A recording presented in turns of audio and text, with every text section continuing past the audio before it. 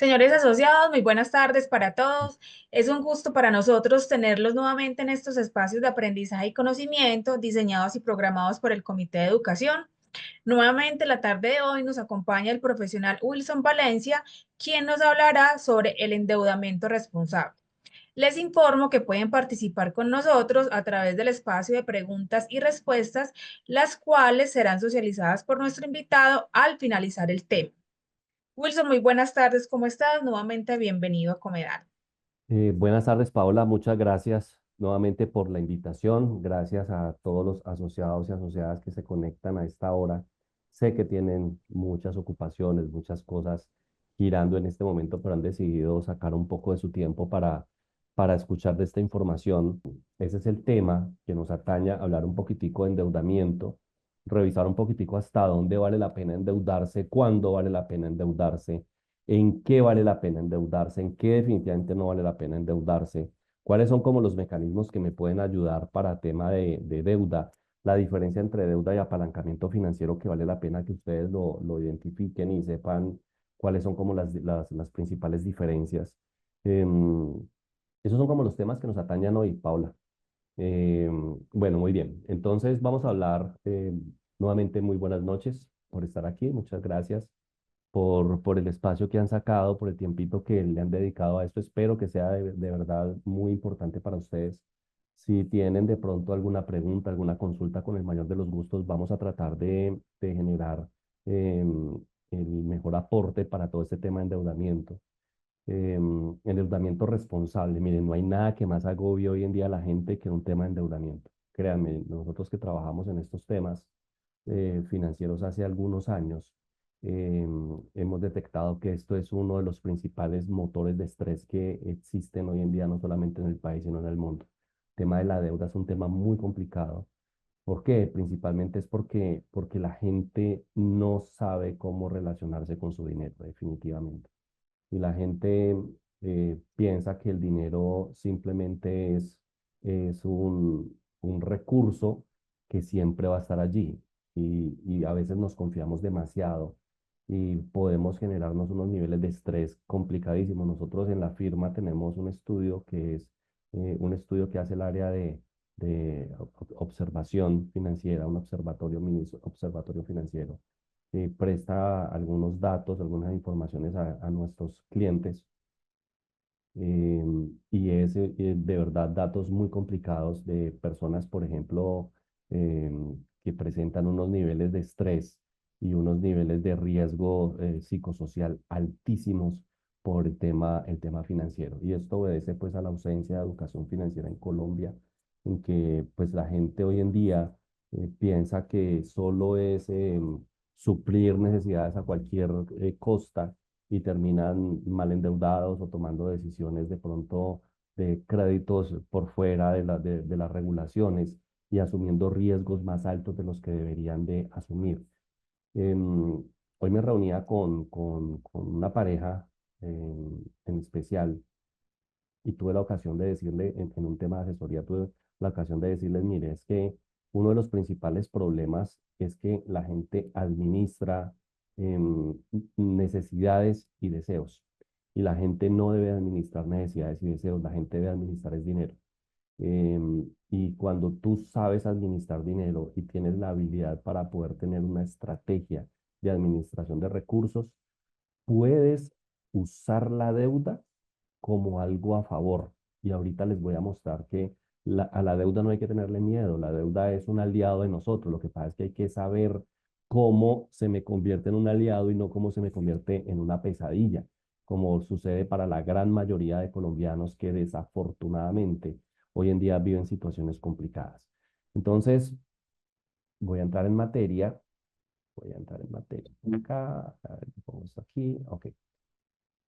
Em, Esto es Jenga. ¿Sí lo conocen? Sí, es un jueguito que se llama Jenga. Y lo que consiste es de ir sacando pues estos palitos sin permitir que se te caiga el resto de estructura, sin que se te caiga. A veces la gente empieza a hacer ese tipo de maromas con su vida financiera y siempre en cualquier momento se va a caer. El tema de Jenga es que siempre se cae, siempre. Entonces, es importante que nosotros sepamos que nuestra vida financiera no puede convertirse en un juego. Nuestra vida financiera tiene que ser motivada por una serie de análisis y de situaciones que me permitan tomar decisiones adecuadas, principalmente cuando yo tengo situaciones en las que tengo que endeudarme o debo endeudarme.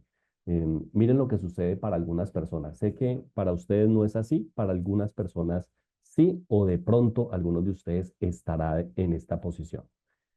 La gente tiene un ingreso fijo. Normalmente la gente trabaja para un ingreso fijo, un nivel de salario, pero la gente tiene un nivel de gasto.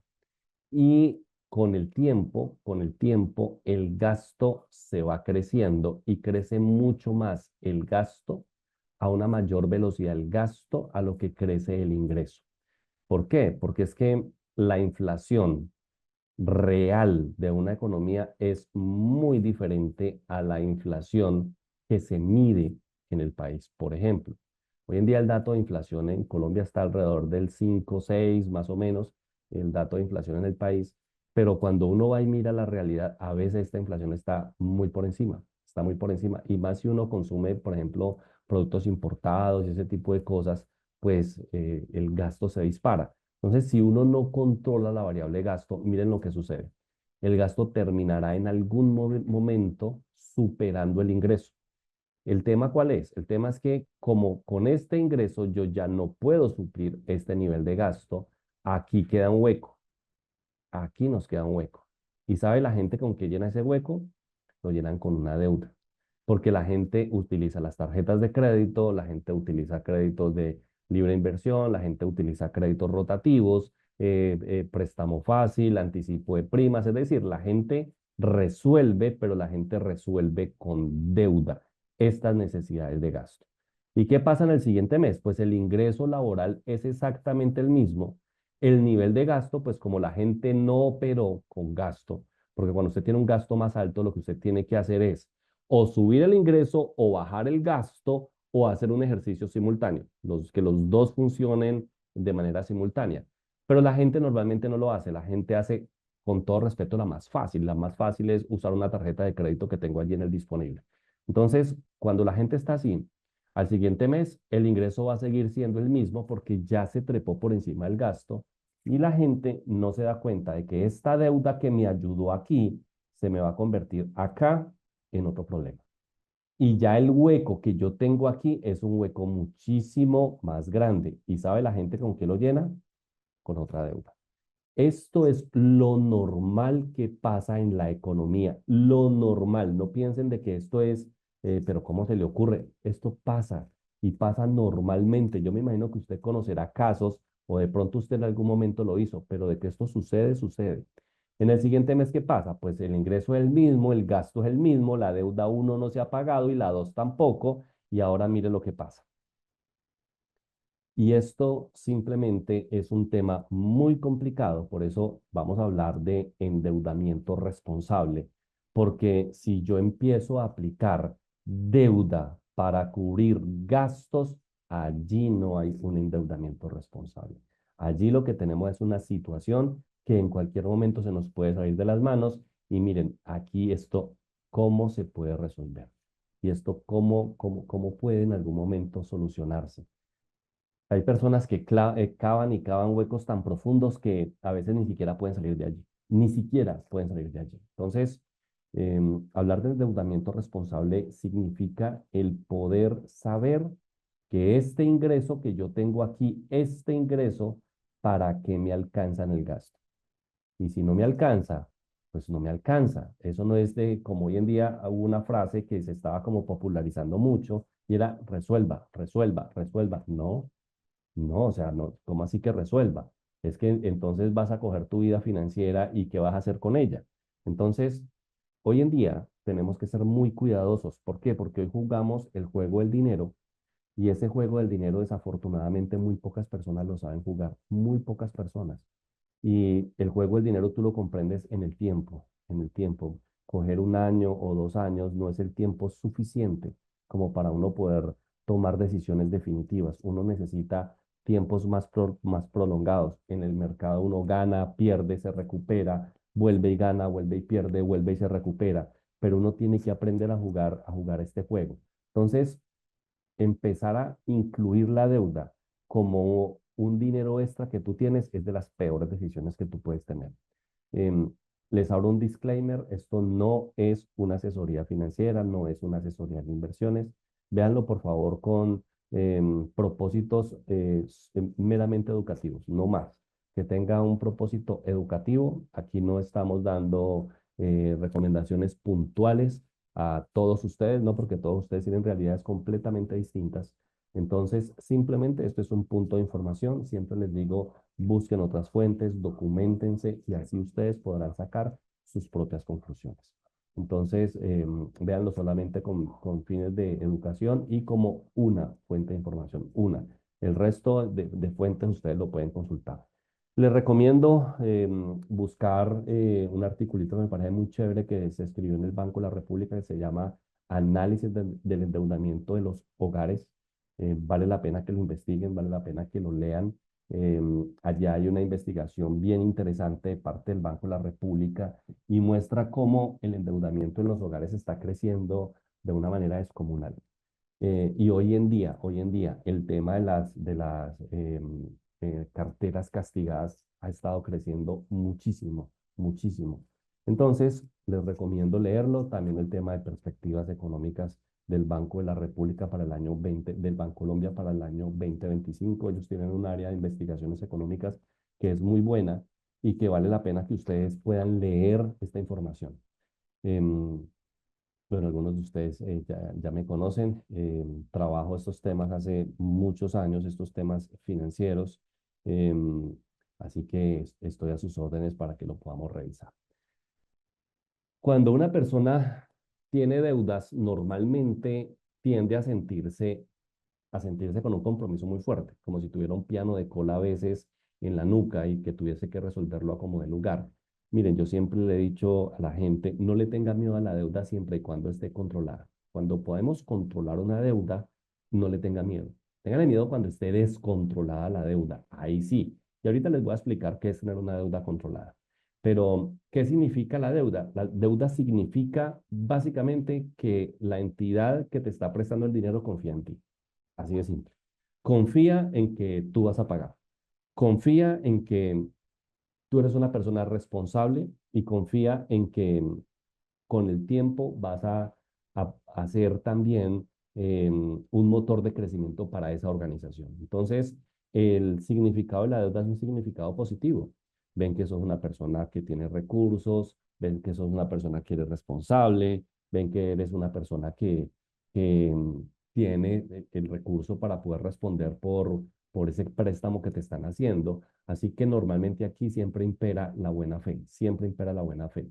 Entonces, el significado de la deuda no es malo. Cuando ustedes dicen, no, yo tengo deudas, eso no es malo. Lo que pasa es que hay personas que dicen, no, yo tengo deudas y sienten que eso es malo. Y no es cierto. O sea, el tener deudas significa también algo muy positivo.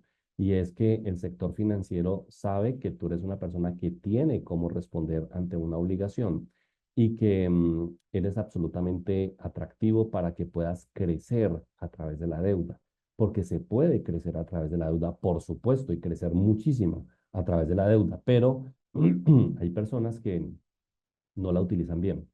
Entonces, allí es donde vienen los inconvenientes. Entonces, significado de la deuda, confianza.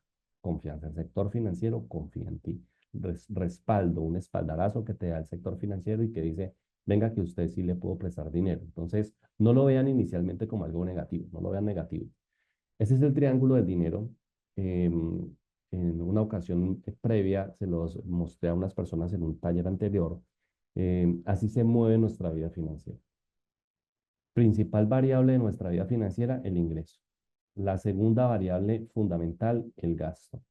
La tercera variable, las obligaciones financieras, es decir, las deudas. Las deudas están en nuestro ciclo de vida, allí están. ¿Por qué? Porque las deudas nos sirven para poder tener cosas de manera previa o antes de poder tener todo el recurso posible. Entonces, las deudas nos sirven bastante. Otra cosa, ya al otro extremo está los ahorros en la inversión, que muchas veces uno debe de definir hacia dónde quiere que se vaya la deuda.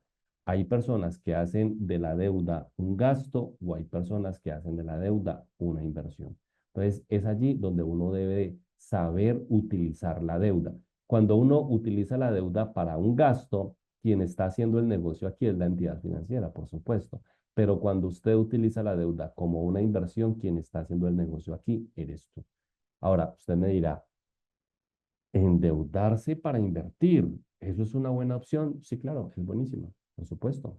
Es que el dinero suyo es costoso, el dinero de la entidad no es tanto, y usted no está asumiendo el riesgo. Entonces usted puede usar la deuda como un motor de capital. Usted lo puede usar. Es que yo creo que la gran mayoría, si no todos los que estamos en esta sala, en algún momento nos hemos endeudado o tenemos deudas en algún momento. Y eso no significa nada malo. A veces uno pregunta, ¿quiénes tienen deudas? Y pues la gente levanta la mano como con risa, como alguna cosa, y eso no es malo. Es más, conozco compañías que tienen niveles de endeudamiento del 76% con respecto a su operación. Y algunos dirán, no, la compañía está quebrada. No, no está quebrada, se está apalancando y lo está haciendo perfecto. Entonces, hoy en día no le tengamos miedo a la deuda. Tengámosle miedo a deudas descontroladas, a eso sí, pero que usted esté apalancándose financieramente a través de la deuda para poder hacer algunas cosas que le permitan asegurar no solamente su presente, sino también su futuro, pues bienvenido sea. Así que em, vamos a ver cómo funciona cada una de estas cosas. La deuda entonces es un instrumento financiero, por supuesto. Es un instrumento financiero en el que hay alguien que te presta. La idea es que hayan aquí como tres situaciones o tres actores. Aquí está la entidad que te presta, aquí estás tú y aquí está el destino de ese recurso. Entonces, este te presta a ti y tú lo utilizas para este destino. Es aquí donde uno define si la deuda tuvo un destino adecuado, sí o no. Quítese de encima ese término de que hay deudas buenas y deudas malas. Eso no existe. Eso, quién sabe quién se lo inventó, pero nunca un financiero, nunca. Porque ese concepto como tal no existe. No existen las deudas buenas, no existen las deudas malas. Existen deudas, así de simple. Que hay propósitos, eso ya es otra voz. Que hay de pronto finalidades, es otra voz. Pero deudas como tal, buenas o malas, eso no existe. Existen es deudas, así de simple. Entonces, ¿qué es lo que uno siempre tiene que mirar? Que este instrumento financiero esté canalizado hacia donde debe de ir, hacia el lugar más adecuado donde debe de estar. Entonces, ¿qué es en sí la deuda? Es, como yo les decía, un compromiso financiero que se traduce en un instrumento de deuda y que la usan las empresas, los gobiernos y lógicamente las personas para obtener capital. Esta es la finalidad de una deuda, obtener capital. Es lo que nosotros buscamos siempre. Ahora, ¿el capital para qué es? Y allí es donde está el tema. Ahí es donde está la situación. ¿Qué estoy haciendo con el capital? ¿Hacia dónde lo estoy dirigiendo? Y eso es una variable importantísima que debemos de analizar para no tener de pronto situaciones financieras complejas en el futuro. Entonces, todo el mundo se endeuda. Las empresas están endeudadísimas. Los gobiernos, por Dios. Nada más escuchaba hace 3, 4 días el nivel de endeudamiento que tiene Estados Unidos. Se miden trillones de dólares. Trillones de dólares. Trillones. Lógicamente, pues, ¿a quién le deben la plata? Pues a ellos mismos. Ellos mismos sacan del bolsillo derecho y lo pasan para el izquierdo. Pero bueno, endeudamiento por trillones de dólares. Em, Ahora, las personas naturales hoy en día tenemos muchísimas fuentes de endeudamiento, muchísimas fuentes. Por eso hoy en día uno tiene que ser muy inteligente a la hora de endeudarse. Si a uno le dicen consumidor inteligente o gastador inteligente, también tiene que ser deudor inteligente. Es decir, que uno tiene que aprender a usar la deuda como un mecanismo de capital para hacer algo positivo con ella. Yo no puedo usar la deuda para endeudarme para gastar. Yo no la puedo utilizar para eso, perdón. No puedo usar deuda para gastar porque entonces allí estoy cometiendo un error. Muy bien. Y aquí está, la definición es, la deuda es unos dineros que yo debo devolver, así de simple. Es un recurso que debo devolver. El opuesto a la deuda es el ahorro. El ahorro es cuando a mí me deben plata. La deuda es cuando yo debo plata. Entonces, cuando yo estoy ahorrando en una entidad, esa entidad me presta a mí, me da unos intereses. Es decir, yo le entrego dinero para que la organización trabaje y la organización me tira a mí una tacita de rentabilidad, si sea chiquita, pero es por eso, porque yo le estoy prestando dinero a la compañía, a la entidad.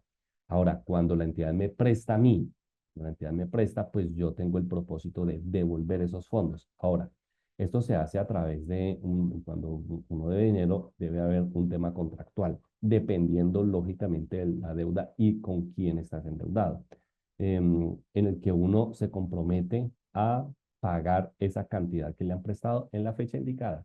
Es un mecanismo básico de la economía. Mire, la economía crece a través de la deuda. Así de simple.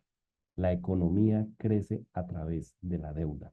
Existen dos tipos de dinero en el mercado. Existen dos tipos de dinero en el mercado. El dinero físico y el dinero virtual. Hay dos tipos de dinero en el mercado, el dinero físico y el dinero virtual. El dinero físico, ¿cuál es? El que está expresado en billetes y monedas. El dinero virtual, ¿cuál es? El que entra a tu cuenta, pero allí entran solo números. Acuérdate, cuando tú tienes dinero en el banco, allí no hay dinero, allí hay solo números. Únicamente hay números, allí no hay dinero como tal. ¿Dónde hay más dinero? En los físicos, en el virtual, pues lógicamente en el virtual. ¿Cómo se crea el dinero físico? Lo crea el Banco de la República para poder encajar las operaciones de crédito de los bancos. ¿Cómo se crea el dinero virtual? A través de los créditos bancarios. Entonces, hay muchísimo más dinero virtual que dinero físico. Y este se crea a través de créditos, para que lo tengamos en cuenta. Es más, les recomiendo a ustedes investigar en Google para que puedan googlear, pues lógicamente no ahorita, em, em, qué es una subasta holandesa. ¿Qué es una subasta holandesa? Estos son conceptos eminentemente económicos. ¿Qué es una subasta holandesa y cómo funciona? Y cómo compran dinero los bancos y por qué lo compran, ¿vale? Estos son como preguntitas que nos deberíamos hacer.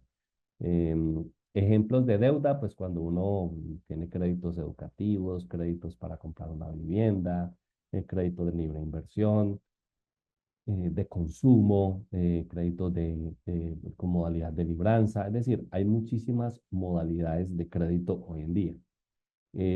Esos instrumentos de deuda se pueden caracterizar por tres tipos de tasas y aquí es donde uno debe prestar muchísima atención. Muchísima atención. Tres tipos de tasas. Ojo con lo que les voy a decir.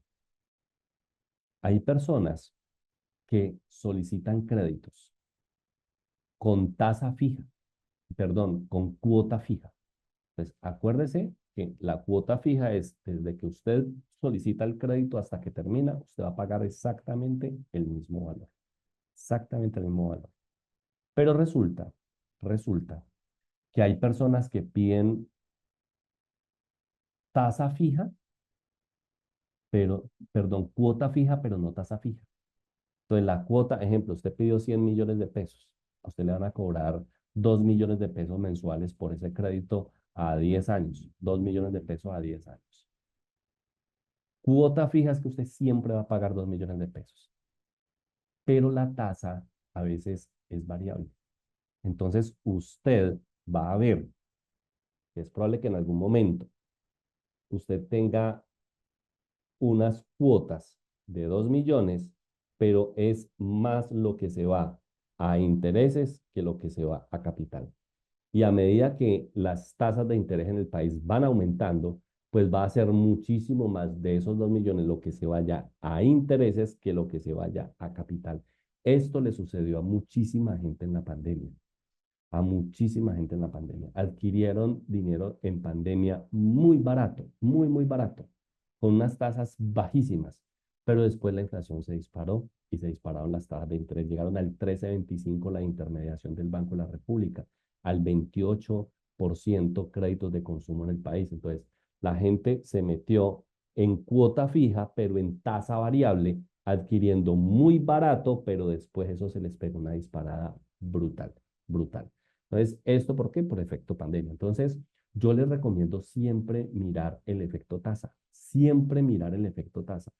Cuando soliciten créditos, siempre a tasa fija.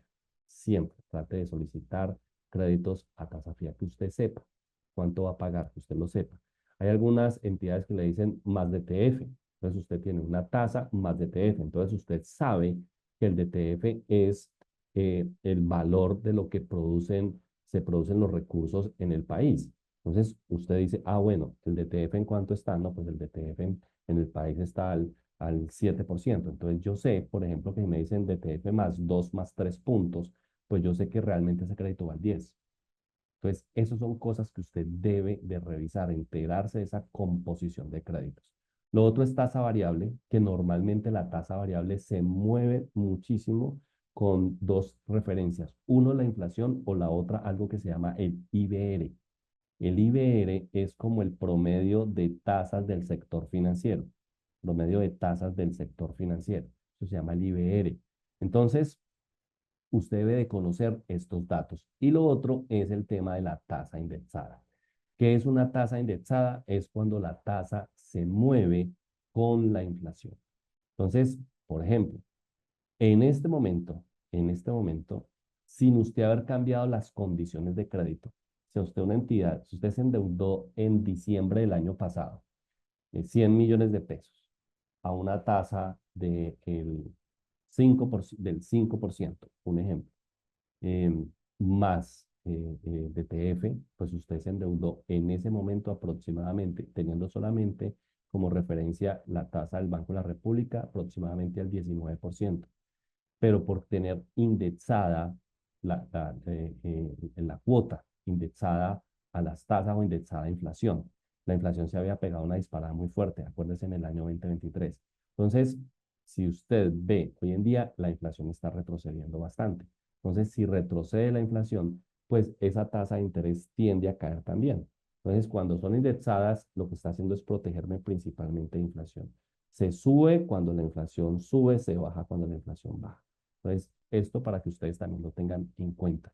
Y la deuda siempre ha sido un mecanismo fundamental para la economía. Es que la economía crece a través de la deuda. Y la gente dice, pero es que eso no debería de ser así. Pero entonces, ¿cómo se mueven los grandes capitales? Los grandes capitales siempre se han movido con apalancamientos, siempre. ¿Estoy siendo responsable con mis deudas? Bueno, aquí hay un tema importante de responsabilidad y es mirar desde el análisis de una obligación financiera.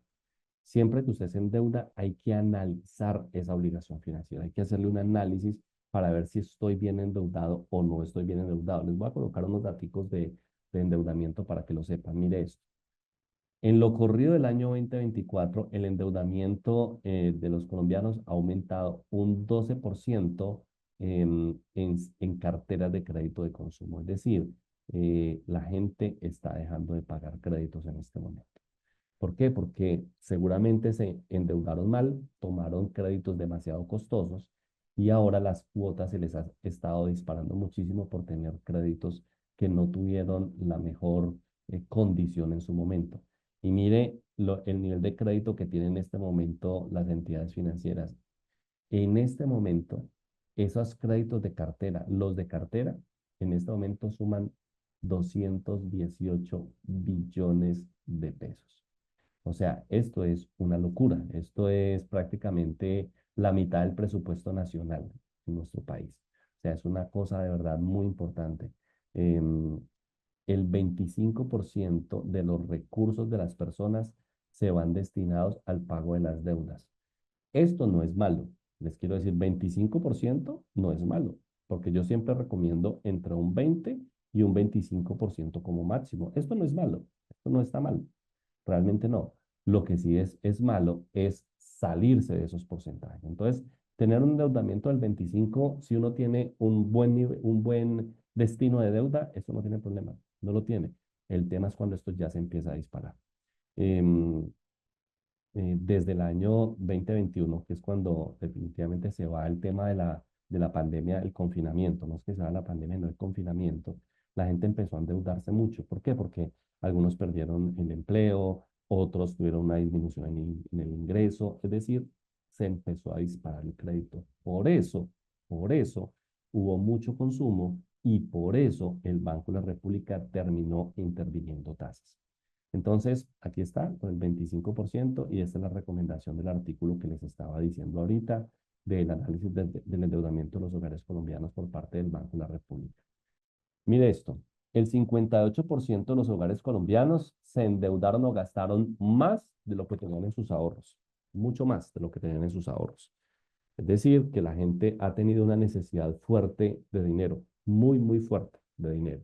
Pues esto ha hecho de que la gente salga a buscar dinero. La deuda como una necesidad. Sí, sí, la gente hoy en día necesita tomar algunas decisiones financieras y las deudas le sirven para poder tomar esas decisiones financieras. Es decir, le dan la mano para poder soportar algunas situaciones o, ¿por qué no?, hacerse a un patrimonio producto de las deudas, porque es que normalmente con las deudas nosotros hacemos patrimonio y son decisiones inteligentes. ¿Por qué? Porque ¿cuánto tiempo debo esperar para comprar una vivienda de 700 millones de pesos? ¿Cuánto tiempo necesito? Mientras uno con una deuda, pues la casa ya está escriturada en cabeza tuya de entrada. Y luego lo que tú haces es generar un tema de anticipos y una estrategia diferente para poder hacer pagos adelantados. Pero a veces estamos prácticamente en la sin salida para poder comprar vivienda. Y esto ocurre en todo el mundo. En todo el mundo la gente se endeuda, por ejemplo, en créditos de vivienda. Llámese como se llame la modalidad de crédito, pero la gente se endeuda para vivienda. Entonces, esto no es nuevo y esto no es exclusivo de nuestro país. Esto está generalizado, principalmente en Estados Unidos y en Europa. Comprar vivienda hoy en día es impresionante. Los costos están altísimos y hoy en día se habla de una posible burbuja inmobiliaria que se esté viviendo en algunos países. Por ejemplo, lo que está sucediendo en Barcelona en este momento en España es un escándalo. Ni siquiera las personas de Barcelona pueden comprar vivienda en Barcelona, ni siquiera. Ni siquiera, o sea, el tema se ha disparado tanto porque el turismo ha minado los precios, lo que está sucediendo de gran forma o en gran parte en Medellín, aquí en Colombia.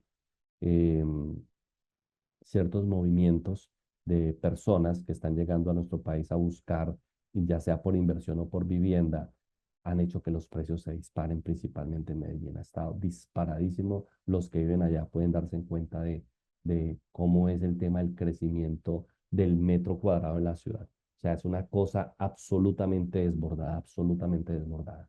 Muy bien. Destino de la deuda. Y aquí esto es importante que lo tengamos en cuenta.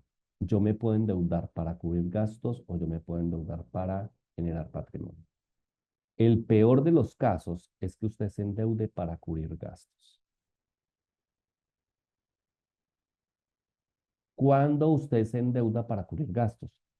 Cuando usted no tiene flujo de caja. Cuando usted no tiene flujo de caja, usted se endeuda para gastos. Y aquí va el tema. O sea, endeudarme si no tengo flujo de caja. Entonces al otro mes, pues voy a necesitar otra deuda porque el flujo de caja no me da. Y al siguiente mes, pues voy a necesitar otra deuda porque el flujo de caja tampoco me da. Entonces voy a estarme moviendo y a estarme moviendo siempre con obligaciones financieras y empiezo a jinetear deudas y tarjetas y todo ese tipo de cosas. Entonces es allí donde hay un problema demasiado complicado. Ahora bien, los gastos no solamente pueden ser mes a mes, pueden ser gastos muy puntuales, alguna situación coyuntural que sucedió, alguna cosa. Es decir, en algunos momentos uno podría hacerlo, pero yo siempre le quiero decir algo, mire. Si usted se endeuda, haga de que por favor en aquello que usted se endeudó para comprar, que eso que compró dure más que la deuda. Es decir, vas a utilizar tarjeta de crédito para pagar eh, una cena en un restaurante. eh, ¿A cuánto tiempo la vas a diferir? No, pues a 2 meses. 2 meses pagando una cena de media hora. O sea, siempre digo que la deuda no dure tanto como aquello, lo que usaste esa deuda. Y lo otro es para patrimonio. Existen dos tipos de patrimonio. Esto también es importante que lo tengamos en cuenta. Está el patrimonio productivo y está el patrimonio improductivo. Está el patrimonio productivo y el patrimonio improductivo. Nosotros arrancamos casi siempre todos arrancando por el patrimonio improductivo. Por aquí arrancamos, por el patrimonio improductivo. ¿Cuál es ese? Tu vivienda, tu auto, un lote, una finca, yo qué sé, pero son cosas absolutamente improductivas. Entonces, utilizar un pasivo para algo que sea improductivo, pues es bastante complejo. Entonces, pero por ahí arrancamos, vuelvo y les digo, casi todos arrancamos por ahí. ¿Por dónde debería arrancar uno? Pues ojalá por patrimonios productivos. Si yo me endeudo, pues yo debería endeudarme por un patrimonio productivo. Por ejemplo, endeudarme para poder comprar un carro, pero el carro es un placa blanca, que lo tengo matriculado, que lo voy a matricular, por ejemplo, con Ecopetrol, para hacer transporte de ingenieros y todo ese tipo de cosas. Vale la pena. Pero endeudarme para mi propio carro, que lo voy a tener parqueado todo un tiempo, toda una jornada laboral afuera, y luego salir para mi casa y tener una deuda allí, pues miremos a ver qué tan viable es realmente. Entonces, ojalá que el destino de la deuda fuera un patrimonio productivo y no tanto un patrimonio improductivo. Vuelvo y les digo, todos arrancamos haciendo eso. Eso es clarísimo porque en estos países y hoy en día, como se encuentra la economía, necesitamos el aliado de la deuda para hacer patrimonios, por supuesto. El tema es, ojo con la responsabilidad. Y es importante que nosotros identifiquemos el tipo de deuda que tenemos. Nosotros podemos tener un crédito, tipos de crédito o tipos de deuda. Hipotecarios, donde lo que estamos buscando es la adquisición de una vivienda. El costo de la deuda podría ser bajo. Es decir, usted debe de saber que cuando usted genera una deuda, usted tiene una deuda y esa deuda es hipotecaria, eso puede ser un negocio para usted. Y usted puede usar los recursos de la entidad para poder hacerse a una vivienda y no pagar tantos intereses. Eso usted lo puede hacer, por supuesto. Préstamos personales y de consumos. Pues normalmente cuando uno tiene préstamos personales o de consumo es normalmente para gastos concretos. Adquirir un auto, tema de educación, tema de unas vacaciones, tema de una luna de miel, tema de algunos gastos muy puntuales. El costo es un poquito mayor. ¿Por qué? Porque aquí el tamaño de el respaldo no es tan grande porque aquí es bajo. Cuando usted va a pedir créditos, las tasas de interés más bajas del mercado normalmente están en los créditos de vivienda. ¿Por qué en los créditos de vivienda? Porque el respaldo en la vivienda. O sea, hay una garantía real, que es la vivienda como tal. Del otro lado, tenemos esos activos que se desvalorizan, las viviendas no. Por eso es bajo el coste de utilización. Tarjetas de crédito usar las tarjetas de crédito hoy en día podría ser una muy buena estrategia, por supuesto, podría ser una muy buena estrategia para uno poder usarla como un medio de pago, pero no como un medio de crédito.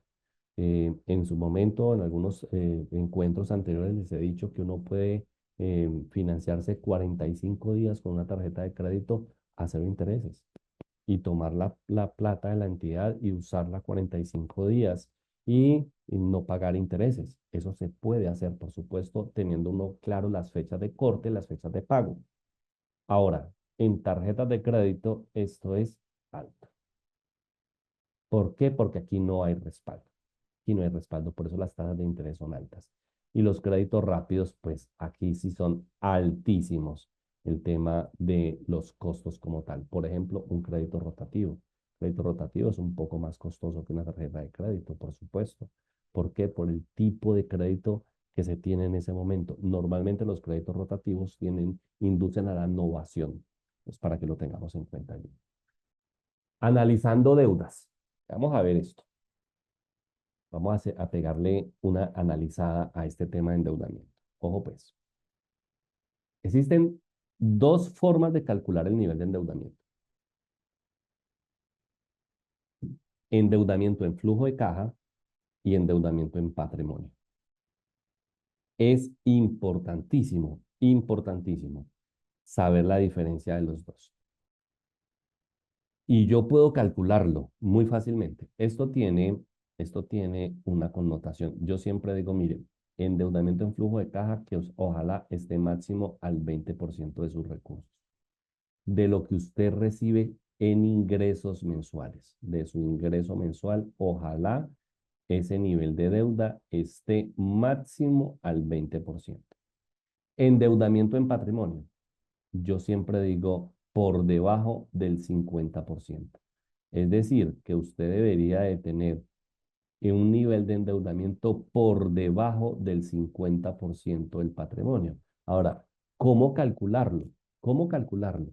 Esto es una pregunta muy interesante. ¿Cómo calculo yo mis niveles de endeudamiento? Vea, muy fácil. El NE, el nivel de endeudamiento, para ser más específico, su NE en FC, su NE en FC, es decir, su nivel de endeudamiento en flujo de caja es igual a la sumatoria de las cuotas mensuales que usted paga, cuotas mensuales, cuotas, no deuda total, cuotas mensuales, sobre el ingreso mensual, el ingreso mensual. Es decir, si usted, por ejemplo, paga 2 millones de pesos en cuotas y usted tiene ingresos por 10 millones de pesos, pues usted tiene un nivel de endeudamiento del 20%, que es aquí cuando uno dice, está muy bien, está óptimo, no hay problema, esa deuda está controlada, está controlada. Ah, es que la plata no me alcanza, entonces el gasto es el que está descontrolado, pero la deuda está controlada. El gasto es el que está descontrolado, pero la deuda no. Ahora, endeudamiento, nivel de endeudamiento en patrimonio. ¿Cómo se calcula? La sumatoria del total, total de las deudas que usted tenga, el total de las deudas, total. Aquí pagas 2 millones de pesos, pero debes 100 sobre el total que usted tiene en patrimonio, en patrimonio. Entonces, usted sabe qué parte de ese patrimonio es suya y qué parte es del banco. ¿Qué porcentaje es suyo y qué porcentaje es del banco? Compré una casa, debo 100 millones de pesos. ¿Qué porcentaje es de ese patrimonio, esos 100 millones de pesos? Ah, si la vivienda es de 300 millones, entonces míos son el 66% y el banco es el 33%. Estoy perfecto porque tengo un nivel de endeudamiento del 33%. ¿Y qué es lo máximo que uno debería de tener? El 50%. Entonces yo puedo decir, ah, está bien, no tiene problema. Está bien. ¿Dónde está el tema? Cuando ya se dispara. Entonces, cuando usted arranca, por eso cuando uno arranca un crédito de vivienda, uno tiene que tratar de liberar patrimonio. Por eso algunas personas me dicen, Wilson, yo debía 100 millones de pesos, ya nada más le debo 20 al banco, ya le pagué todos los intereses, me voy pagando suave. Yo siempre le digo a la gente, libere patrimonio, porque uno no sabe qué puede pasar mañana. Entonces, busquemos liberar patrimonio.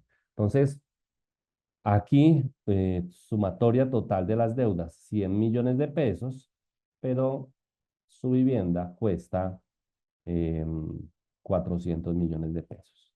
Esto cuesta tu vivienda. Entonces, usted tiene un nivel de endeudamiento del 25% de endeudamiento en patrimonio. Lo contrasto con esto y digo, perfecto, está muy bien, no tengo problema.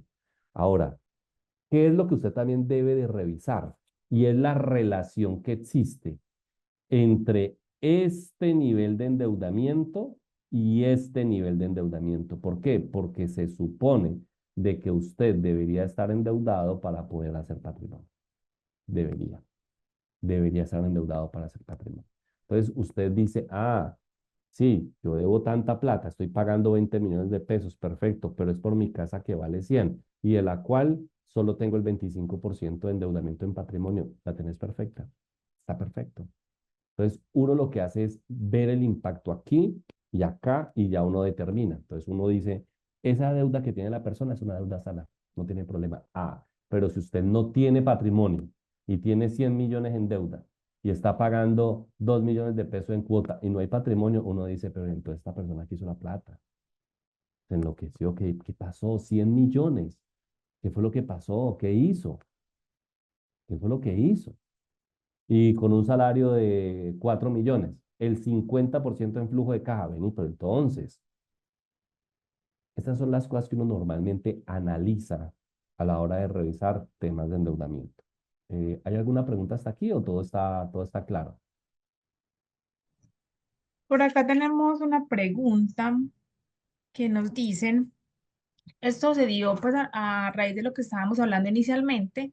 El ¿Sí? doctor dice, tengo una deuda en dólares, espero a que baje para pagar o pago antes de que suba más el dólar. Una deuda en dólares, doctor. Pues uno normalmente debería de tener deudas en dólares cuando uno gana en dólares. Es decir, pues el peor escenario es endeudarme en dólares ganando pesos. ¿No? ¿Por qué? ¿Por qué se lo digo? Porque nuestra moneda es demasiado volátil, doctor. Entonces, miren nada más lo que está pasando hoy en día. Diferente cuando uno tiene una moneda sólida que no se mueve tanto, que no se mueve tanto con respecto al dólar. Entonces, cuando uno tiene una moneda que es sólida, pues uno puede endeudarse en dólares. Pero cuando uno tiene una moneda tan débil como la colombiana, donde todo nos afecta, todo, absolutamente todo nos afecta, pues no deberíamos de tener un tema en dólares. Ahora, ya tiene la deuda. ¿Qué hago? ¿Vale la pena pagar o vale la pena esperar? Doctor, el dólar va a seguir subiendo de precio, va a subir un poco más, pero va a tener en algún momento una corrección, es decir, se va a corregir un poquitico, el precio se va a aplanar un poquito, pero no se va a quedar tan abajo porque esos dólares a 3.800 no los vamos a volver a ver en algún tiempo, no los vamos a volver a ver, y más con la tormenta política que se avecina para principio de año 2025, no va a ser fácil porque se viene un tema de tormenta política para el año 2025, principalmente en el primer trimestre del año. Se vienen situaciones complejas a nivel político en el país.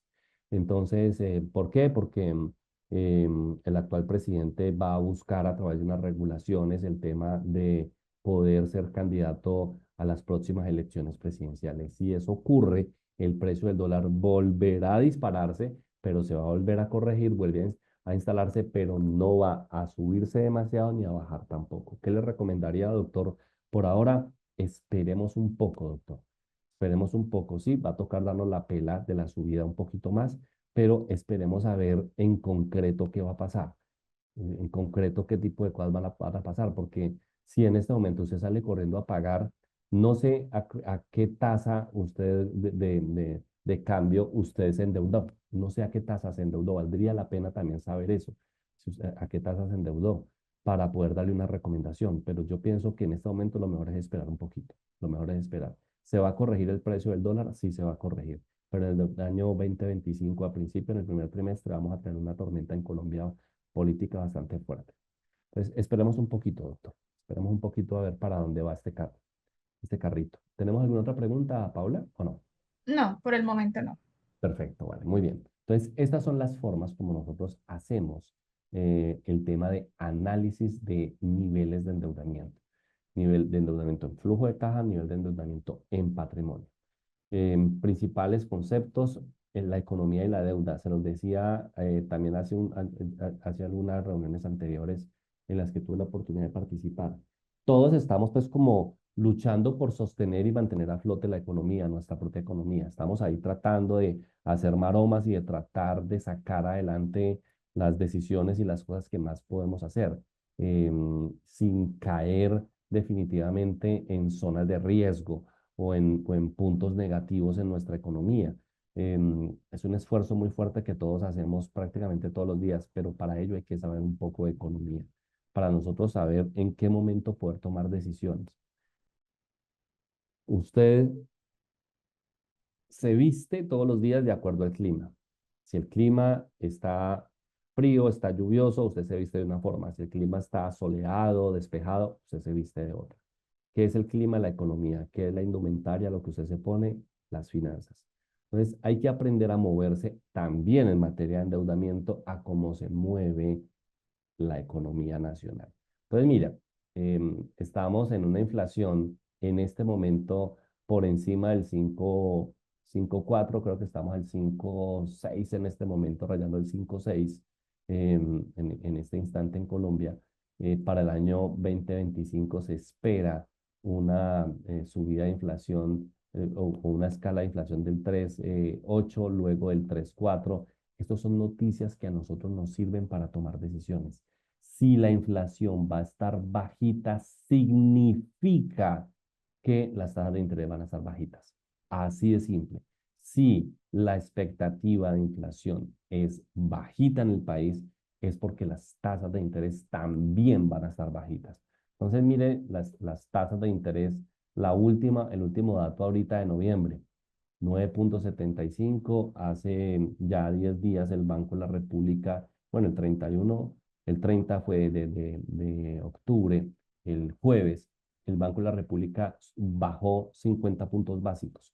Es muy probable que se bajen 100 puntos básicos más. Es muy probable. Entonces, ¿es momento para endeudarse? Claro, por supuesto, vamos a tener tasas mucho más bajitas. Las tasas seguirán bajando, es muy probable siempre y cuando la tormenta política se acabe, porque con este nivel de incertidumbre tan complicado, las entidades no van a asumir riesgos. Entonces, ¿qué dato a nosotros nos interesa muchísimo? Este dato que está aquí. Nos interesa muchísimo. ¿Cómo está la inflación? Es que veníamos de una inflación demasiado alta, mire eso. Veníamos de una inflación altísima, muy, muy alta. Entonces, hoy en día la inflación, la tasa de interés está cayendo, va a caer mucho más. Luego, esto nos tiene que decir de que podemos, seguramente hacia final de año, utilizar mucho la deuda, utilizarla bastante. Y de seguro, si aprendemos a utilizar la deuda, nos va a ir bien.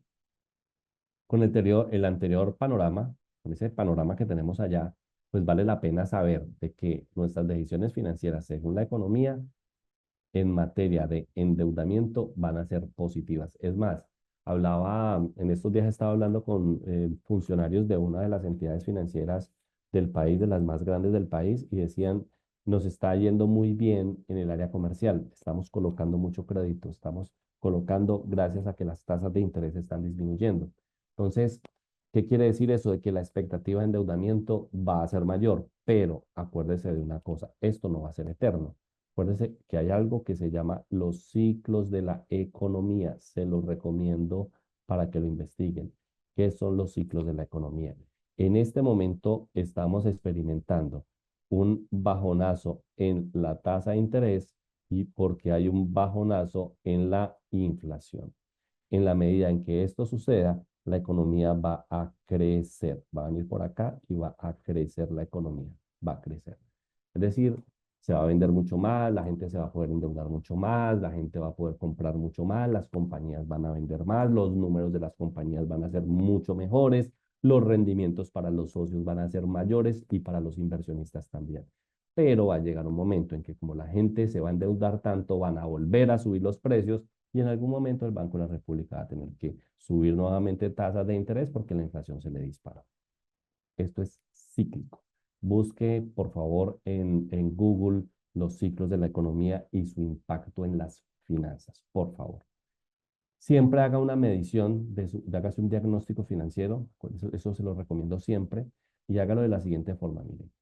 Valide de sus ingresos qué porcentaje se va a gastos, qué porcentaje se va a la variable gasto, qué porcentaje se va a la variable deuda, qué porcentaje se está yendo a la variable ahorro.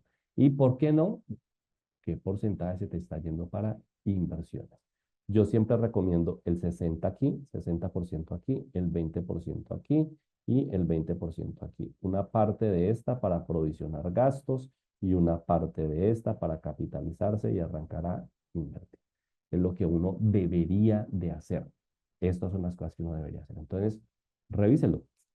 Para todos ustedes, les voy a regalar una herramienta financiera para todos ustedes, para todos los que están conectados. Les voy a regalar una herramienta financiera, es una herramienta de planeación financiera que les va a permitir eh, eh, hacer un tema de planeación financiera año 2025. Les va a servir para el año 2025 para que usted pueda ver en esa herramienta cómo está su diagnóstico financiero, es decir, qué porcentajes usted tiene en cada uno de estos elementos y ahí podrás saber qué tipo de ajustes puedes hacer. Entonces, te regalo una herramienta financiera, la cual mañana por la tarde seguramente la puedes tener, para que puedas hacer desde ya tu propia planeación financiera año 2025, desde ya poder arrancar. Entonces, estos son como las variables importantes. Ahora bien, el apalancamiento financiero y las deudas. Es que este es un tema que uno también tiene que aprender a identificar.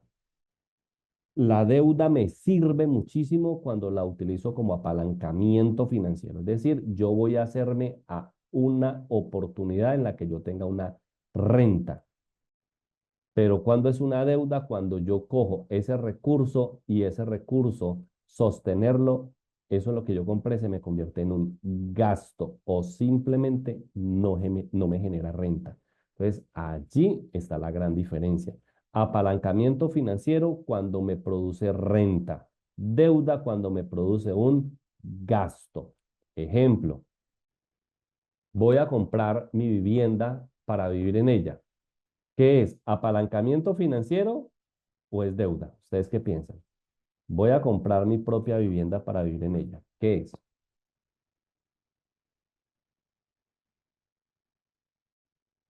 ¿Es apalancamiento financiero o es deuda? Por ¿Qué acá es? nos dicen que es una deuda. Es una deuda, claro, por supuesto. Es una deuda. ¿Por qué? Porque pues nuestra propia vivienda nos produce gastos. Claro que sí. No tenemos una rentabilidad allí. Allí no estamos persiguiendo renta. Ahora usted me dirá, Wilson, entonces, ¿es una mala inversión comprar casa? No, es que cuando tú estás comprando vivienda, no estás generando una inversión realmente. Cuando es para ti, no es una inversión realmente. Por eso algunas personas dicen, comprar su casa es una mala inversión. Pues es que no es una inversión, ¿no? ¿Quién le dijo que era una inversión? Usted lo que está generando es una protección de su recurso y una de las mejores formas como uno protege el recurso es con propiedad raíz. O sea, el que te diga que comprar vivienda es una mala inversión no tiene ni idea de qué está diciendo. No tiene ni idea de qué está diciendo. ¿Por qué? Porque es que primero no es una inversión y segundo es la mejor estrategia para poder conservar patrimonio. ¿Por qué? Porque el precio del metro cuadrado casi siempre se mueve como se mueve la inflación. Es decir, una vivienda normalmente está indexada a inflación. Sube a medida que sube la inflación. Entonces es una forma de proteger capital. Es una forma de protegerse a través del tema de propiedad raíz. Ahora, cuando uno invierte, uno no siempre busca ganar, porque es que ese también es el problema que uno a veces tiene. Uno invierte y uno a veces lo que busca es proteger su dinero únicamente, solo protegerlo. No solamente es para salir a ganar, es solamente para protegerlo. Entonces, efectivamente, si yo voy a comprar mi propia vivienda que me produce un gasto, pues lógicamente aquí estoy hablando de un tema de deuda. Pero si yo compro una vivienda y voy a alquilarla, pues aquí ya tengo un concepto completamente distinto. Yo me apalanqué con el sector financiero para poder obtener una rentabilidad, pero esa rentabilidad la debes aprender a medir. Ojo con eso. Debes aprender a medir la rentabilidad. Ahora bien, ahora bien,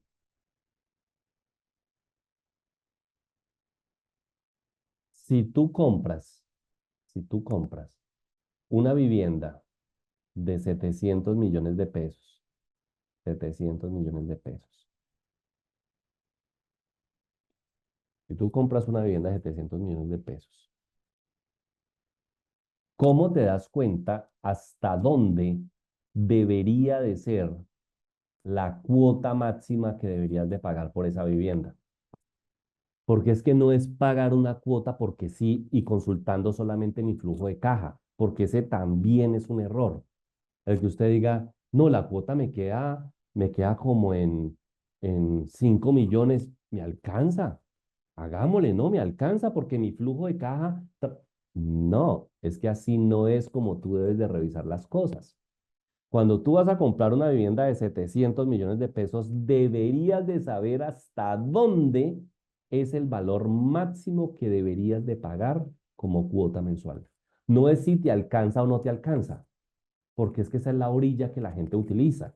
La gente dice, no, claro, como cuando vas a comprar carro. No, es que este carro me vale 80 millones de pesos, me lo van a dejar en 7 años, la cuota me queda en 1.200.000, voy a mirar cuánto es que yo... No me alcanza. Perfecto, no, me da y me sigue quedando flujo de caja, hagámosle. Esos son los análisis que hace la gente. Normalmente ese es el tamaño de análisis que hace la gente. ¿Cuánto debería ser lo máximo que yo debería de pagar por esta vivienda? A ver, ¿quién me da un valor? ¿Quién me da un valor? A ver, ¿quién se arriesga a decir cuál es el valor que yo debería de tener aproximado de cuota y ese valor ser un valor financieramente adecuado? ¿Quién se arriesga? A ver si hay alguno que se arriesga a decirme la cuota debería estar alrededor de cuánto. A ver quién me dice. ¿Hay alguno que se arriesgue? No importa si se equivoca, quiero saber qué está pensando. Por acá nos dicen el 50%, ¿El cincuenta por 7 ciento millones, Espérate, pero el 50% ¿qué? ¿De cuota? De cuota mensual. Alguien me o- dijo 7 millones, entonces yo puedo pagar 7 millones, me dice alguien. Y esto es un valor, perfecto. otra Yo, persona dice el 20%, el 30% del ingreso, el otro dice el treinta por veinte por ciento ciento del ingreso, el otra treinta persona por dice ciento del 20%. 2.400.000 mensuales y Ok, dicen que dependiendo del ingreso. todo el mundo voltea a mirar el ingreso. Y eso está bien, por supuesto, claro, porque uno consulta si puede o no. Pero resulta de que tengo ahí. O sea que si yo tengo por valor aquí, por 700 millones de pesos, por 700, yo digo el 30% de mi ingreso, 30%. Si yo tengo 10 millones de ingreso, entonces la cuota debería ser 3 millones.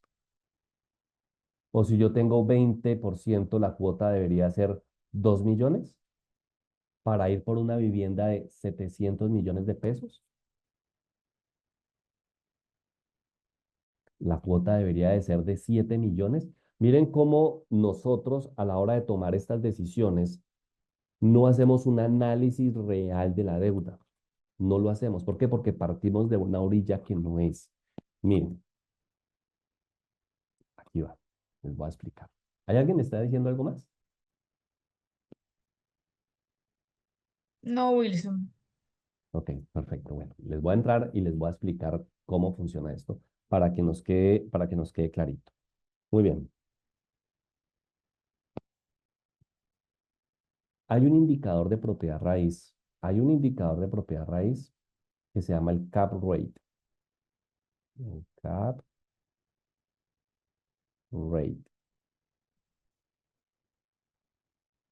Esto es un indicador de propiedad raíz. Y dice que una propiedad deja como mínimo el 6% de rentabilidad. Es decir, que si usted va a alquilar un bien inmueble, ese bien inmueble le va a dar a usted en rentabilidad el 6% anual. Es el promedio del sector. Es el promedio. Por eso cuando uno invierte, uno tiene que saber el sector cómo funciona el sector como tal. Entonces, el cap rate habla del 6%. Alguien, por favor, que me saque el 6% de 700 millones. ¿Esto cuánto da?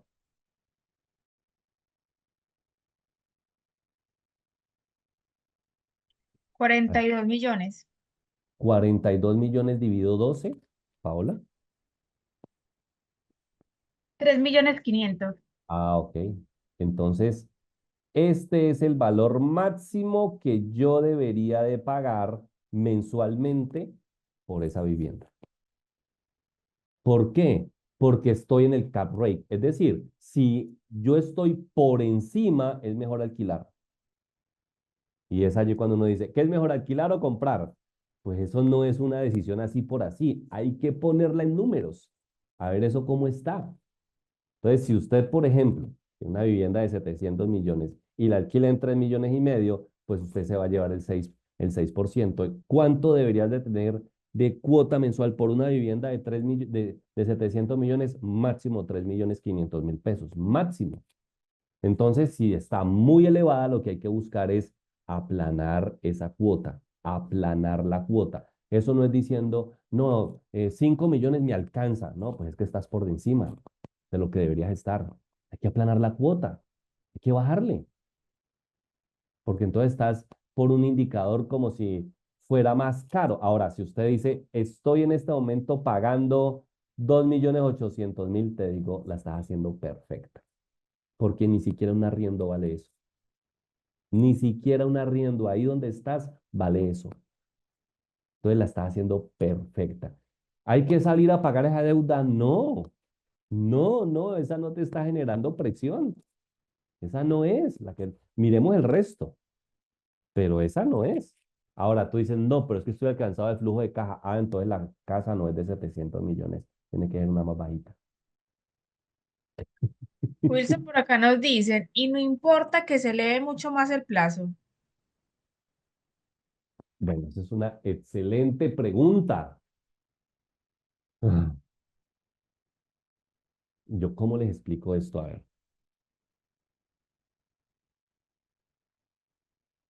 ¿puedo pensar la respuesta, Paola? Sí, claro. Miren, cuando uno está haciendo este tipo de operaciones,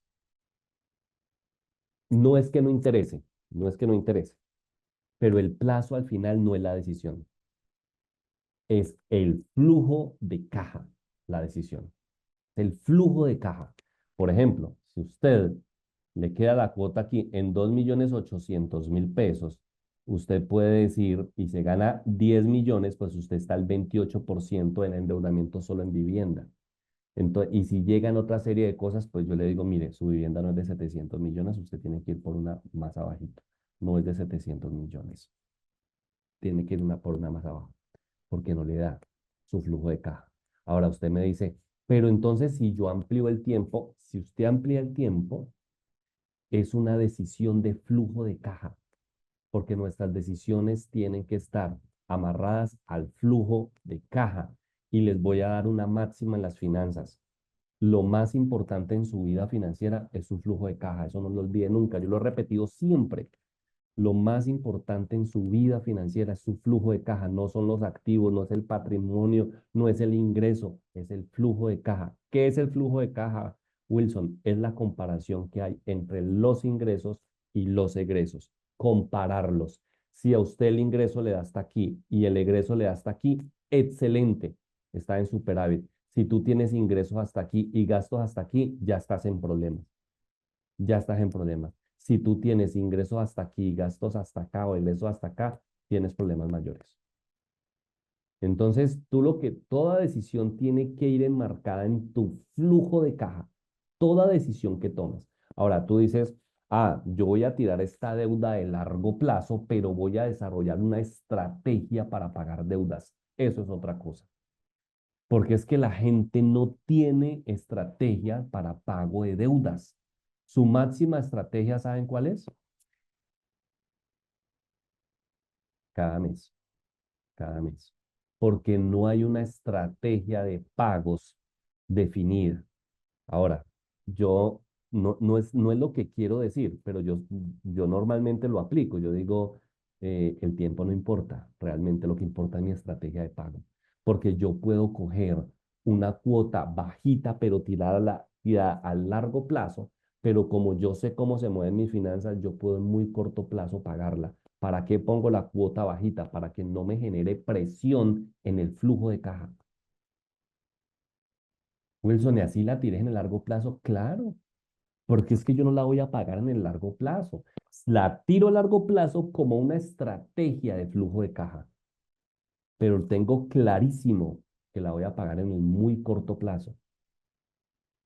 Tengo clarísimo que la voy a pagar en el corto plazo. La dejo de largo plazo solo para que el flujo de caja me quede bien, me quede bajito.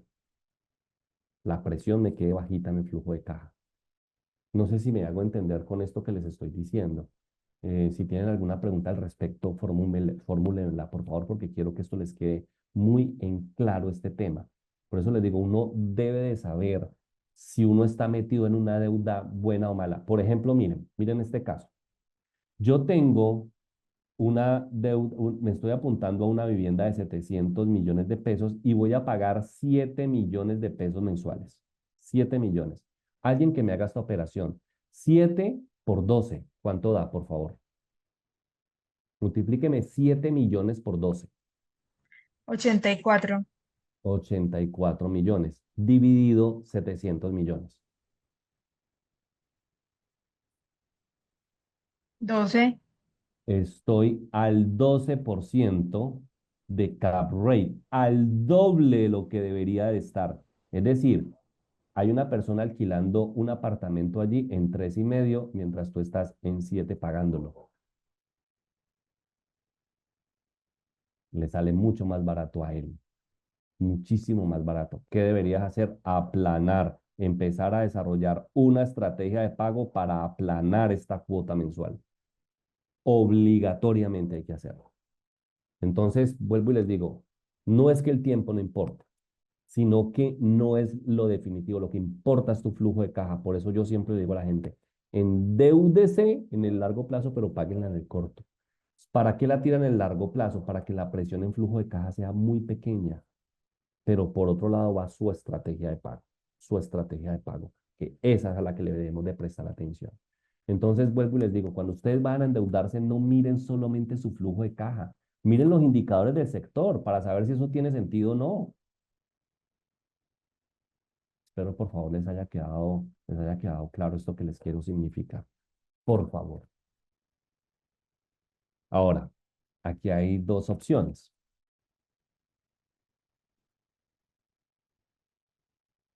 Y es invertir con deuda, que esto también es importante tener en cuenta.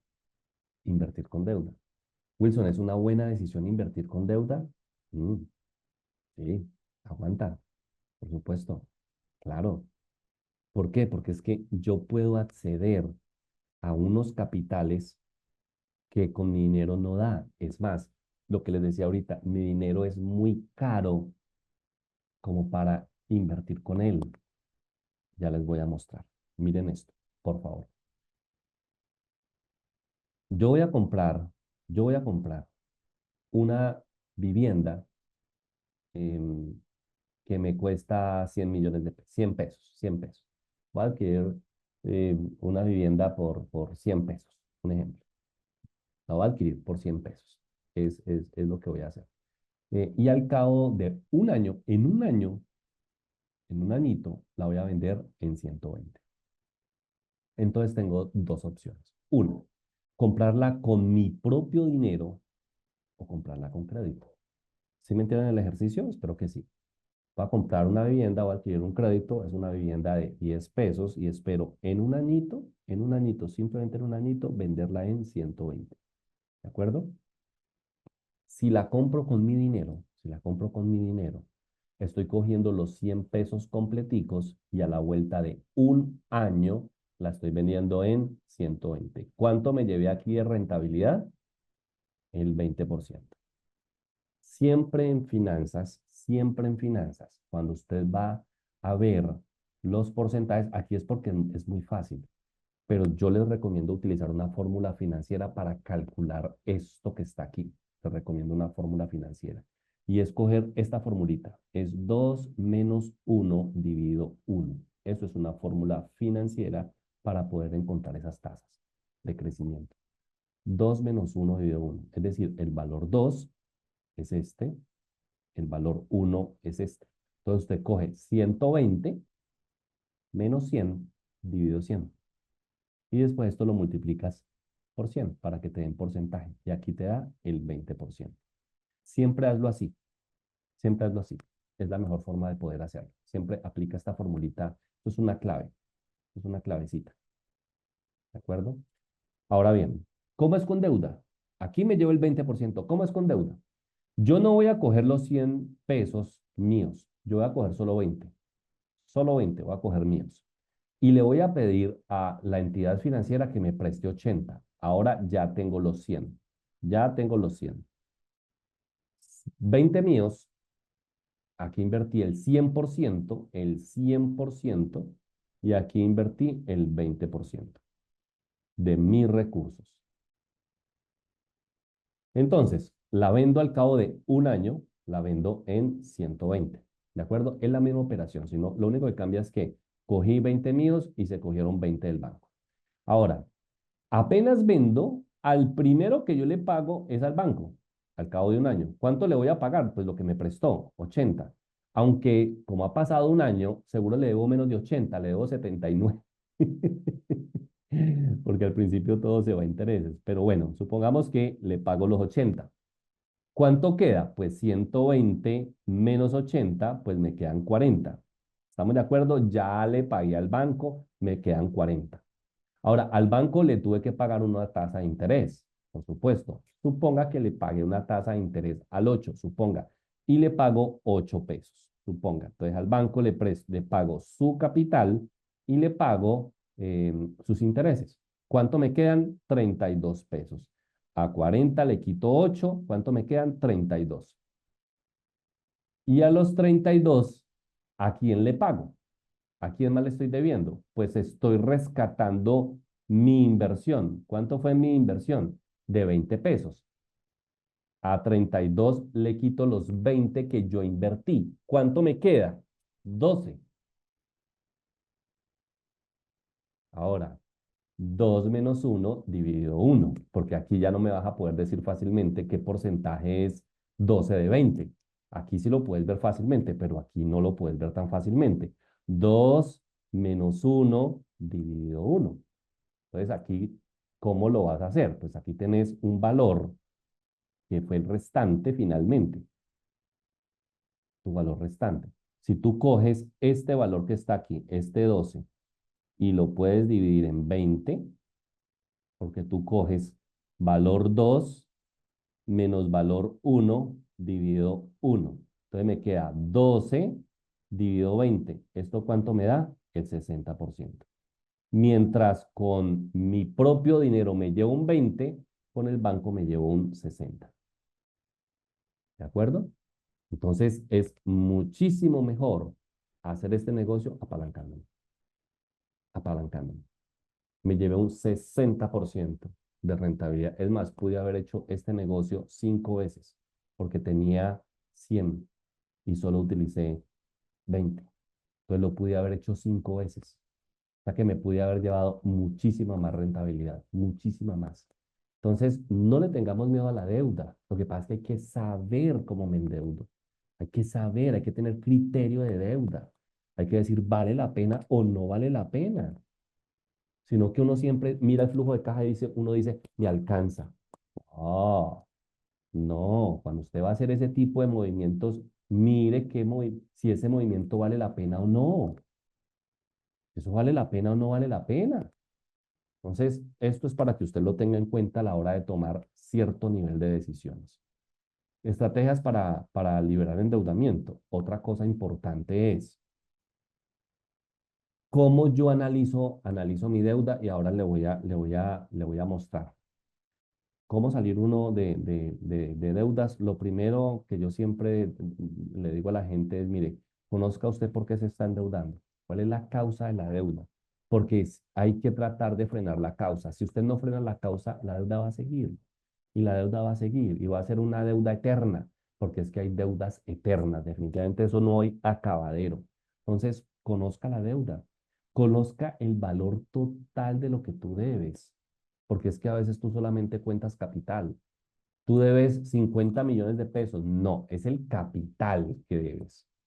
Pero tú realmente estás debiendo por ahí 90 millones. Pero haces cuenta de solo 50. ¿Por qué haces cuenta de 50?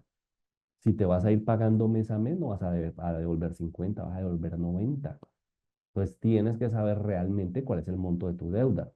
Ponle freno al tema del endeudamiento. O sea, lo que yo les decía ahorita, administren dinero. Si no caben algunas cosas, no caben, no caben. Y desarrolle definitivamente una estrategia de pago. Definitivamente una estrategia. Y para una estrategia de pago, usted debe hacer algo como así. Para una estrategia de pago. ¿A qué es mejor abonar? ¿A disminuir cuota o a disminuir tiempo de deuda? Porque cuando usted tiene una deuda y va a hacer un abono a capital, lo que uno siempre hace, abono a capital, abono a capital, a uno le preguntan, ¿usted quiere abonar para disminuir el tiempo o usted va a abonar para disminuir la cuota? ¿Qué es mejor, disminuir la cuota o disminuir el tiempo? ¿Cuál de las dos es la mejor? ¿Cuál es la adecuada? ¿Qué me dicen? A ver, ¿disminuir cuota o disminuir tiempo? ¿Qué me dicen? Por acá nos dicen disminuir tiempo.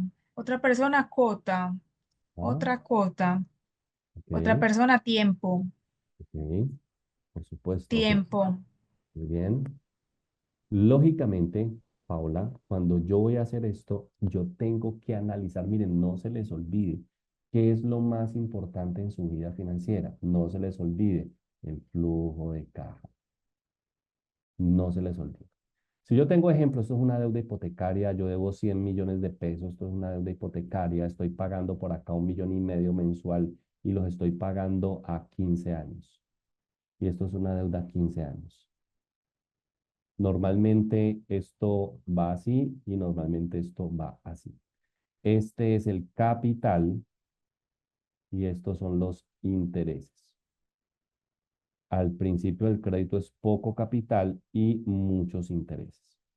¿De acuerdo? Mucho capital, poco, muy poco capital, muchos intereses, lo que uno paga. Al final es pocos intereses y es mucho capital. ¿De acuerdo? Así funciona. ¿Por qué? Por el tipo de fórmula que nosotros tenemos en la generación de créditos en nuestro país, la que más impera. Ahora bien, ¿dónde se cortan estos dos valores? Es decir, si yo estoy pagando una cuota de 1,500,000, esta es mi cuota, 1,500,000 pesos, y yo estoy pagando 1,000,000 de pesos, 1,500,000, se va una parte a capital y otra parte se va a intereses. ¿En qué momento del crédito? ¿En qué momento del crédito? 750 se van para un lado y 750 se van para otro. ¿En qué momento del crédito? Si tú dices a la mitad, estás cometiendo un error. Estas dos líneas se traslapan a los 10 años y medio. Es decir, que usted empieza a pagar después de los 10 años y medio realmente su vivienda, su crédito. Antes usted solo hizo intereses, únicamente. Ahora, ¿qué es lo mejor? Si usted tiene, por ejemplo, 30 millones de pesos para abonarle a este crédito que está en 100, si usted tiene 30, si usted le dice a la entidad financiera, mire, yo voy a abonar a capital porque necesito disminuir el tiempo, es decir, yo ya no voy a pagar en 15, sino en 12. Me voy a ahorrar estos 3 años que están aquí. Acuérdese que cuando usted tiene esta distribución, usted lo que más está pagando al final es capital. Lo que usted más está pagando es capital. Entonces prácticamente le estás entregando el capital al banco. Así de simple. Vas a pagar 3 años menos, claro, pero ¿qué pasa con tu flujo de caja? Exactamente el mismo. ¿Cuánto te ahorras aquí en intereses? Esta parte de aquí es lo que te va a ahorrar en intereses. Esos últimos 3 años, que es cuando ya usted más está generando aporte a capital. Entonces, ¿qué pasa con su flujo de caja? Nada, porque usted abonó al tiempo y no a la disminución de cuota. ¿Qué pasa cuando disminuyes cuota? Pues de pronto por aquí se cae ahora la cuota a 1,200,000 pesos. Se abona 30 millones a 1,200,000. Y esta curvita viene ahora así. Esto viene para acá y esto viene para acá. Y usted se ahorró todo esto en intereses. Todo esto que está aquí, usted se lo ahorró en intereses. Todo esto. Usted no toca el tiempo. Usted se llevó toda esta parte en intereses. Liberó flujo de caja. ¿Cuánto libera? 300,000 mensuales. Son casi 4 millones al año. Cerca de 4 millones al año. Que con otros abonos y otra serie de cosas usted puede volver a hacer abonos a capital. Y si usted vuelve a hacer un abono a capital, vuelve y lo hace para disminuir su cuota mensual. Esto vuelve y se distribuye y usted sigue ahorrándose los intereses. Sigue así. Después vuelve y hace otro abono. Ya la cuota está en 1,000,000 de pesos. ¿Cuánto te estás ahorrando? 500,000 mensuales, es decir, 6 millones al año. Hace un esfuercito más, vuelve y hace lo mismo y es capaz de que en 7 años pagas todo el crédito y no en 12. ¿De acuerdo? Entonces, a veces las cosas no son como uno cree que son. Entonces, esto es una estrategia de verdad para poder hacer un pago de un crédito, para que ustedes lo tengan en cuenta. A veces la lógica de voy a donar en tiempo para pagar más rápido, así no pagan más rápido. Así no es como lo pagan más rápido. Muy bien. Cuando tenemos este tema que les decía, hay que hacer un análisis de gastos, a ver cómo podemos disminuir el impacto del gasto para no endeudarme tanto. Hágase dos preguntas si usted, si su vida financiera está así, hágase dos preguntas. Si el gasto es evitable o es inevitable. Si el gasto es evitable, evítelo. Si es inevitable, hágase esta pregunta, ¿es reducible sí o no? ¿Ese gasto es reducible sí o no? Y si es reducible, redúzcalo. Así de simple. Entonces, empiece a hacer un trabajo sobre el gasto para que no lo presione tanto. Estrategias de pagos, podemos tener muchas. Es más, voy a dejarles de compartir un momento. Y algo que usted debería hacer obligatoriamente, ya le voy a mostrar, es tener por encima de todo un simulador de créditos. Es algo que usted debería de tener, un simulador de créditos. Ya les voy a compartir. Denme un momento, por favor. A ver, compartir pantalla. ¿Dónde está? Este que está aquí. ¿Me avisan, por favor, si están viendo mi pantalla?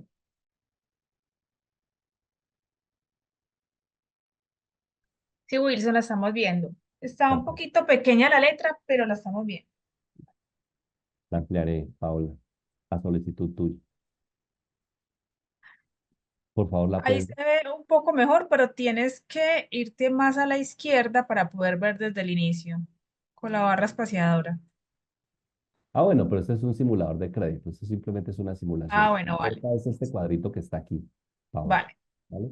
Suponga que usted tiene un crédito de 135 millones de pesos, lo tiras a 6 años, 72 meses, em, a una tasa bajitica, bajitica, bajitica, por ahí en enero, febrero, punto 65, tu cuota mensual sería esta que está aquí, 2.353.000.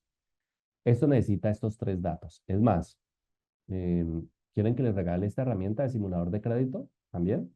Me avisan por el chat si, Sí, si les interesa que se las regale. Por favor, si me escriben que no, no se las sí, damos. nos interesa. Pero no han respondido ellos, Paola.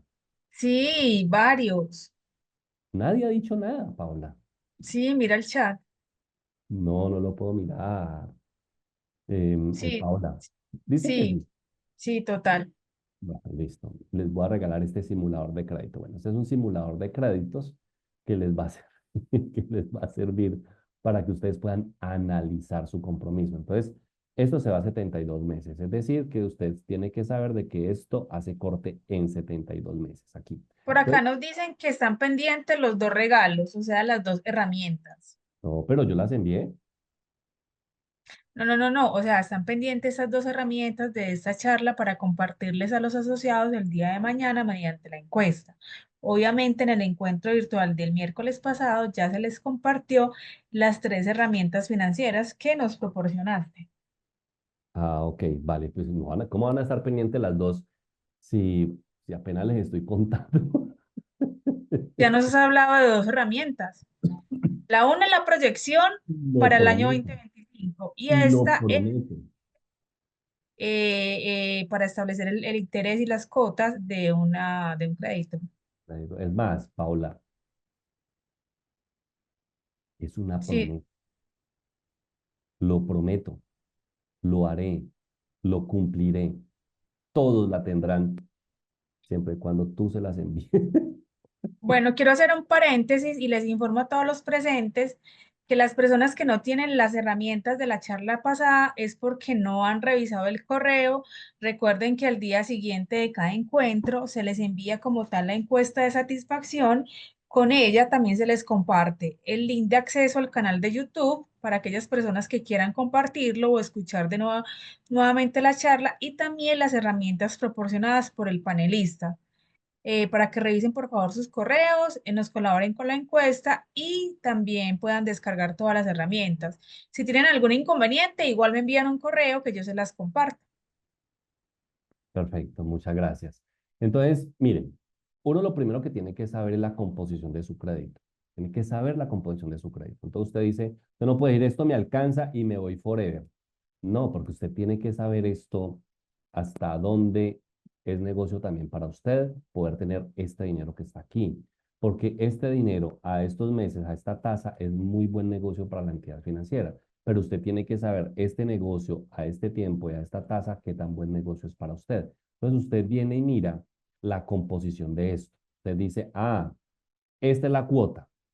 ¿Cuánto se me está yendo a intereses? ¿Cuánto se me está yendo a capital? Porque hoy en día esto está muy barato, pues subámosle un poquito. Subámosle un poquito para que sea un poquito más real, para que sea un poquito más real. Entonces esto se me subió aquí, entonces usted dice, ah, bueno, ok. Miren que casi que son muy parecidos, casi que son muy parecidos. Si usted, por ejemplo, hace la comparación de cuánto vas a estar pagando en intereses, solo en intereses en esta vida del crédito, pues míralo, aquí está. ¿Por qué? Por el efecto tasa de interés, que lo cogiste a una tasa muy bajita, una tasa muy bajita.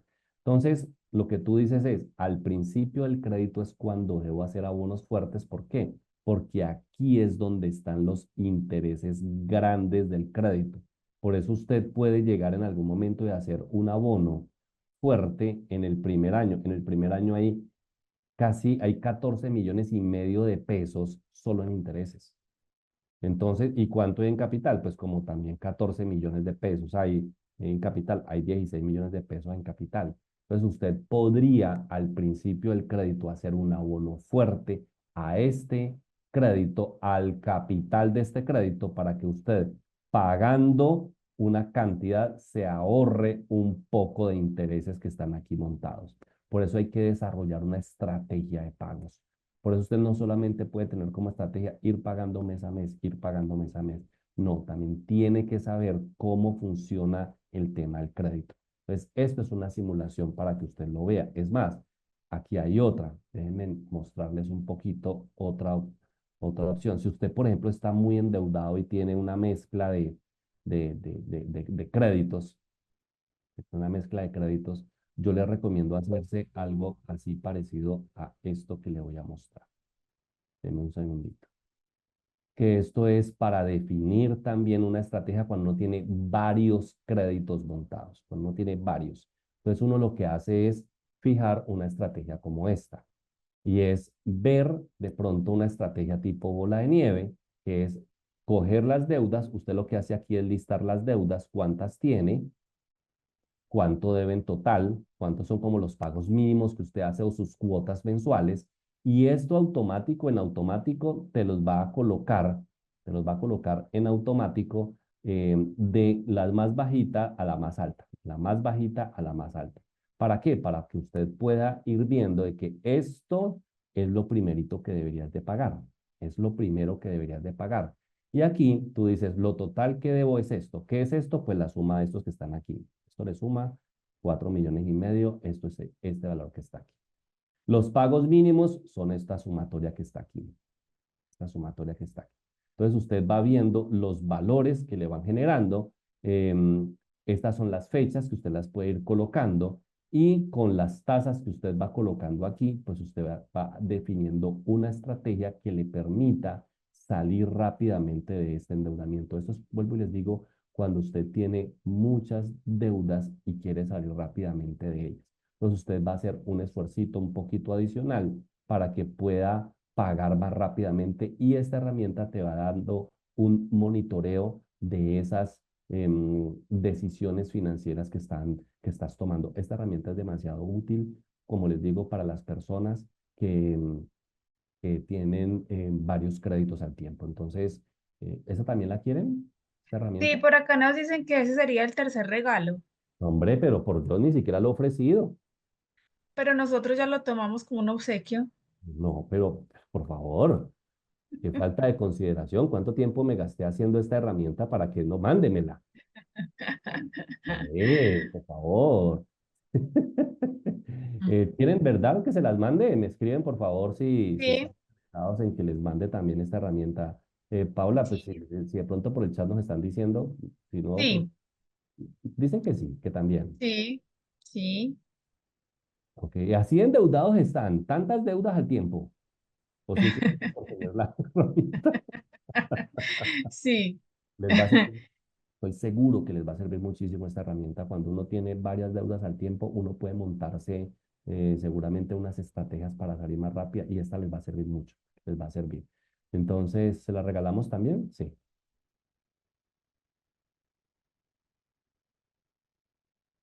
Paola. Sí, por acá nos dicen, mi hermana debe esta vida y la otra. Ay, Jesús bendito. Entonces Entonces, no. seguramente es para la hermana, porque probablemente no sea para los asociados en sí, pero sino para compartirlas a los familiares. Pero ¿cómo así? O sea, todo Colombia, pues, se va a quedar con las herramientas, pues. Son de bastante utilidad, Wilson. Vale, yo se las voy a enviar en la medida en que ustedes las desarrollen, ustedes las trabajen. Em, Miren, cada que ustedes van a adquirir un tipo de endeudamiento, es importantísimo de que ustedes sepan que hay que hacer análisis, hay que hacer análisis de crédito, hay que hacer análisis de deuda. Ustedes no pueden simplemente salir a endeudarse porque alcanza, porque el salario les alcanza, porque el salario les da. O sea, no es realmente un tema sabio financieramente el tomar decisiones así. Entonces, yo pienso de que vale la pena de que ustedes hagan sus análisis. Mire, endeudarme en tarjetas de crédito. Wilson, ¿para qué me debo endeudar en tarjetas de crédito? Ojalá, por ejemplo, para comprar algunas cosas que duren más que la deuda. Y ojo, las tarjetas de crédito usted debería de usarlas de corto plazo, no de largo plazo, sino de corto plazo y siendo muy consciente de las fechas de cobro y las fechas de corte. Wilson, el crédito de libre inversión, ¿para qué debería de ser? Para activos un poquito más grandes, para activos un poco más grandes. Entonces, por ejemplo, adquirir vivienda, perdón, adquirir vehículo, montarte de pronto con algunos electrodomésticos, algunas cosas. Wilson, endeudarme para una luna de miel. No se case todavía. Paola todavía no se case y se va a endeudar para su luna de miel. Y yo No, no, ninguna de las dos anteriores, ni me pienso casar ni me voy a endeudar para la luna de miel. te veré con las dos al tiempo. No mentira. Créditos de vivienda, lógicamente, para temas de vivienda, pero no utilice créditos para lo que no es. No utilice créditos para... Y siempre defina una estrategia. No use créditos por fuera del sistema financiero tradicional. Su principal fuente de endeudamiento, alguien que le retribuya a usted, somos Comedal, su entidad solidaria, donde los rendimientos de Comedal se retribuyen en beneficios para usted. Sí, piense también eso. Las otras entidades, los beneficios son para ellos. Piénselo también así. ¿Hay alguna pregunta que tengamos, Paola? Sí, tenemos varias inquietudes. Por acá nos dicen, ¿qué entidades bancarias tienen mejores tasas de interés actualmente? Eh, Comedal tiene la mejor del mercado, definitivamente. Y hay otros bancos que están compitiendo. Es más, ya las entidades financieras están descontando en este momento un último bajón en tasas de interés en el país. Por ejemplo, Colpatria tiene ahorita tasitas competitivas, el BBVA tiene tasitas competitivas. Es decir, hay bancos que lo puedes hacer, pero te recomiendo que toques primero la puerta de tu casa. También porque es importante tener en cuenta los costos ocultos, que en muchas ocasiones las entidades financieras no se los mencionan a los clientes como tal, mientras que en Comedal muchos de esos costos ocultos los asume directamente la cooperativa. Entonces es importante que tengan presente este concepto al momento de adquirir alguno de nuestros productos y o servicios. Correcto.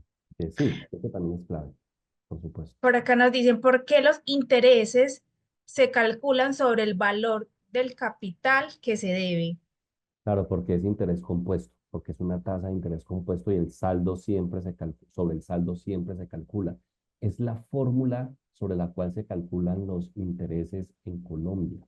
Es una fórmula financiera donde siempre el cálculo es sobre el saldo que se debe. Por eso hay intereses que son demasiado costosos, porque siempre sobre el saldo por la fórmula. Existen tres fórmulas normalmente en el mundo financiero con el que se ponen créditos, se los voy a dejar de tarea para que lo investiguen. Tres fórmulas. Existe la fórmula francesa, la fórmula alemana y la fórmula americana. Busquen los tres, por favor, para que ustedes puedan documentarse y decir, aquí me están aplicando tal fórmula, aquí me están aplicando tal otra. Entonces, esas son como aspectos que es importante que los tengas en cuenta. La gran mayoría de los créditos en Colombia son fórmula francesa. Abonar para disminuir tiempo aplica también para deudas que no están a tan largo plazo, por ejemplo, 3 años. Para disminuir tiempo, para disminuir tiempo, para disminuir cuota. Yo les dije disminuir cuota. Pero claro que aplican, por supuesto, en cualquier momento. Lo único es ya cuando falta ya de muy poquito, un año o algo así, ya no vale la pena hacer algo, pero a 3 años, obvio que vale la pena hacer algo, claro que sí. Endeudarse para el pregrado genera renta. Ah, qué pregunta tan complicada. Es que es el deber ser, perdón, es, es una forma de apalancarte siempre y cuando de verdad vayas a generar tu profesión. Porque es que hoy en día el 58% de los colombianos hacen cosas diferentes a su carrera profesional. Hacen cosas completamente distintas a su carrera profesional. Si tú vas a ejercer, por supuesto que es una muy buena inversión. Allí hay una inversión. Pero si no vas a ejercer, es un gasto. Y te endeudaste para un gasto. El abono a capital se debe hacer después de pagar la cuota mensual para que no genere más interés o en qué momento del mes se debe realizar ese abono a capital. em, Al siguiente día de haberse hecho el pago de tu cuota, al siguiente día de inmediato para que no te corra intereses. Entonces, al siguiente día de tu fecha de pago, de tu fecha límite de pago, allí es el momento para poder hacerlo. ¿Qué opinión tienes sobre la compra de cartera y qué tan cierto es que tiene un impacto negativo en el perfil crediticio de la persona? La compra de cartera no tiene impacto negativo, es la refinanciación. Una refinanciación sí tiene impacto negativo. Una compra de cartera es una operación comercial, simplemente de un instrumento financiero por otro, aprovechando una oportunidad. Eso no tiene ninguna implicación negativa en los reportes en centrales de riesgo. Las refinanciaciones sí tienen impacto negativo, por supuesto. ¿Me podrías aclarar a cuánto equivale? No sé si es el interés o dinero, cada punto de la tasa de interés que sube o baja la Junta del Banco de la República.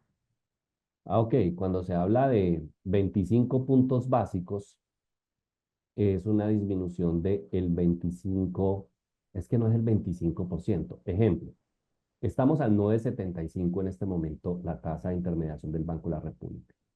Si el Banco de la República dicen que van a bajar 75 puntos básicos, pues está bajándole a ese 0, a ese 9,75, ese 75 se está yendo, ¿de acuerdo? Cuando hablan de 100 puntos básicos es porque ese 9,75 quedó en 8,75.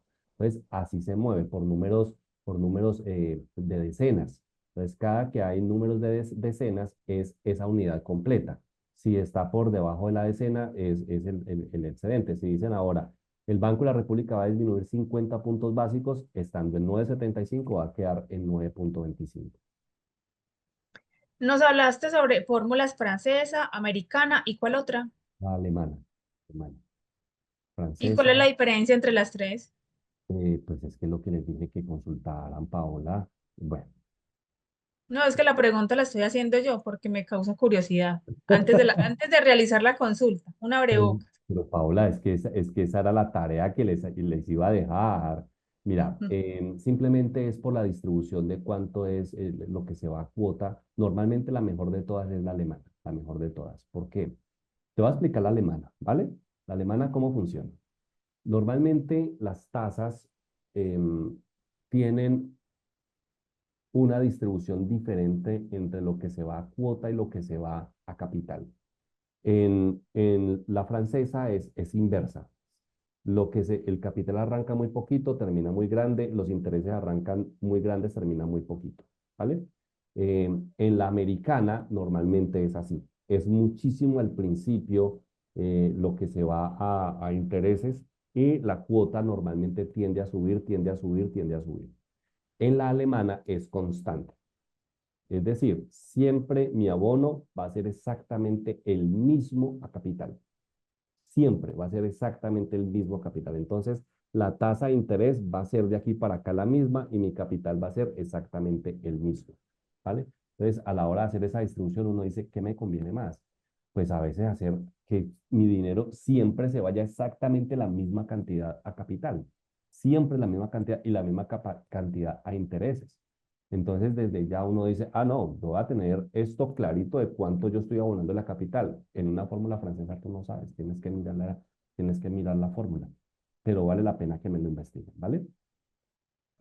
Vale, Wilson, no tenemos más preguntas por la noche de hoy. Para ir finalizando con la charla, ¿qué recomendaciones nos darías al respecto al tema de hoy? Bueno, importante y de verdad muy importante es que ustedes sepan que las deudas no son nuestro enemigo. Las deudas de verdad son un aliado y quiero que se desmitifique el tema de pensar de que es terrible estar endeudado. No, no es cierto. Terrible es tener deudas desbordadas. Eso sí es terrible. Segundo, cuando ustedes se vayan a endeudar, hagan un análisis de ese endeudamiento, no solamente mirando flujo de caja, sino como les decía ahorita, van a comprar una vivienda, sepan hasta dónde deben de pagar.